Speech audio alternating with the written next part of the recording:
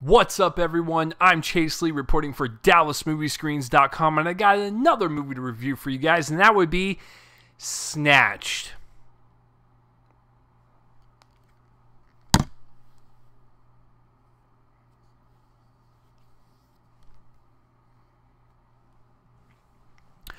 I was not looking forward to this movie. Now, I saw the trailers, and I thought it would have promise. I like Amy Schumer in Trainwreck. I like Goldie Hawn and her career. So you figure with those two together, which I do think they look like mother and daughter, by the way, you figure it could be a nice little pleasant comedy that you could watch for an hour and a half and just kind of breeze into your life and just be like, well, that was entertaining, right? So the trailers have not won me over, and you're probably thinking to yourself at this very exact moment, why did you succumb yourself to torture and watch this movie? I am not the bad guy that just like goes into the movie and like, yes, I want the movie to be terrible. No, I love, excuse you, I love comedies. I root for comedies all the time. I like all different types, whether you're talking about dry, dark, irreverent, raunchy. Like I love it all. I love to see different forms of comedy, different types of comedy that make people laugh, because I know comedy is subjective. I want to root for all these movies, but this movie's terrible. So let's get real and break this down.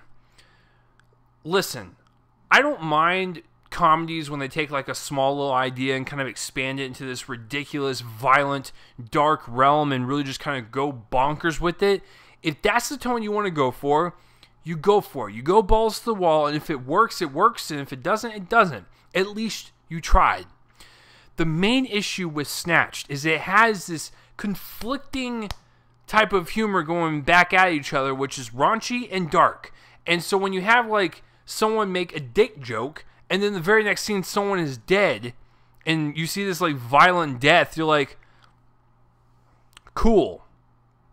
Like, I didn't laugh. I guess we're carrying on with the movie type of deal.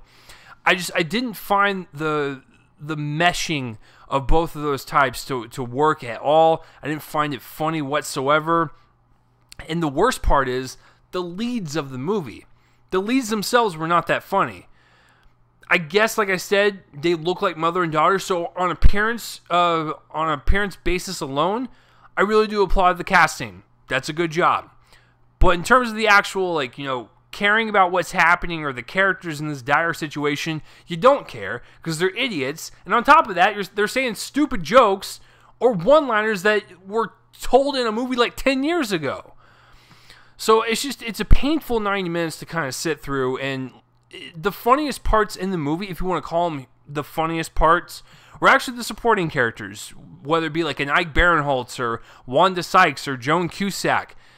They were not funny all the time, but at least like they had some like nuggets of chuckling and smirking from me that I really enjoyed. But watching these main characters kind of go through this journey and like you just don't care, and like it's just not that funny. On top of that, it makes for a horrendous experience and such wasted talent behind the camera. This movie was directed by Jonathan Levine.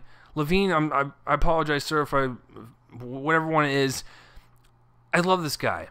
When you think about what he's done, whether it be something as magnificent and classic-worthy as 50-50, what a great dramedy that is, or Warm Bodies, that's a pretty good little horror comedy, and I would actually prefer the night before, the night of, whatever it's called, the Seth Rogen one, came out a couple years ago.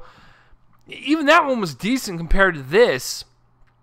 It just felt like such a waste of his talent and what he could have brought to this movie. Because he could have brought something that had like a nice blend of humor and drama. Look at 50-50. There was one nugget of like dramatic, intensity, I guess, for like 30 to 45 seconds with Goldie Hawn talking to Amy. And I was like, okay, that wasn't bad. What if you had the movie mix that moment with more moments like this and the humor that actually worked, and it could have been a decent little comedy. I'm not saying it could have been the best thing ever, but it could have been decent. So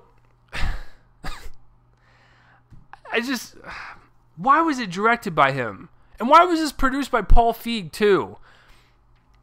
I think Paul has made some pretty decent little comedies. Whether you want to talk about his direction in Bridesmaids or The Heat or Spy, he's a funny director. But I think the main culprit behind the camera is the writer, Kate Dippold. Sorry. I know it's 3 strikes and you're out, but she's done 2 strikes and I'm done. Because she did the Ghostbusters movie from last year. I'm done. I'm done with her type of humor. When you watch this and then you realize that she did Ghostbusters and you kind of watch them back to back, or not watch them back to back because that'd be horrendous, but if you think about what you just saw and what you saw in Ghostbusters, it's the same type of humor to where they are trying too hard. They're throwing out all this gross humor or raunchy stuff or sexual jokes or crude jokes, and they are trying so hard as if they were begging for your laughs, and it's kind of pathetic. It's a really badly written movie, and it also romanticizes like kidnapping and like child slavery. Like it's just a weird type of dark comedic concept. Like to mix it with this, I don't know. I don't know what to make of this. Because what's disturbing is that it's going to crush the box office. People are going to love it. Mothers are going to love it. Daughters are going to love it. It's going to kill this weekend on Mother's Day. So whatever I say is not going to affect anything. Because it's going to make a lot of money. Guys, this is a terrible comedy. I did not laugh like hard once. I maybe chuckled a couple times from the supporting characters. I thought the clash in genres, like, you know, comedy subgenres, it just did not work. And it just kind of frustrates me when you have...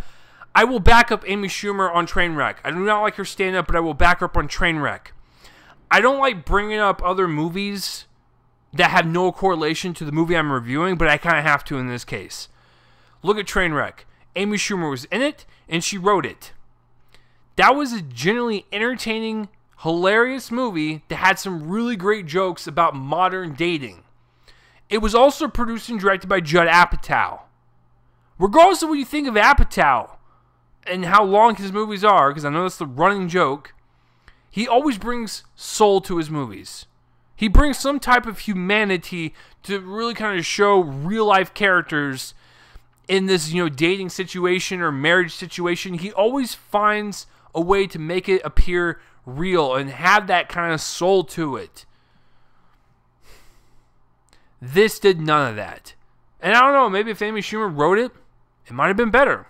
I have no clue, but as a straight up comedy and as a movie to bring Goldie Hawn out of 15 years of not acting, it's embarrassing on all counts across the board. It's embarrassing for the actors. It's embarrassing for the filmmakers. It is a very bad comedy, for sure. But the supporting characters and the supporting actors like Wanda Sykes did make me laugh a couple times. Ike Barinholtz was entertaining to watch. And Joan Cusack was kind of funny. They are the only reasons I'm going to not straight up give this an F. And I do like the locations that kind of shot at. It was, I always like when movies shoot in kind of exotic locations. You know, it looks pretty. It looks nice on camera. I'm going to give Snatched a D. A straight up D. Nothing more, nothing less. I care to not see this movie again. But you know what? Who cares what I say? Because I'm just a yutz on YouTube. And I'm probably going to get a bunch of hate down below. But that's okay. Because what did you guys think of Snatch? Comment that place with my face and let me know. I'm Chase Lee reporting for DallasMovieScreens.com. And tune in next time for whatever I review next. I will see you guys later.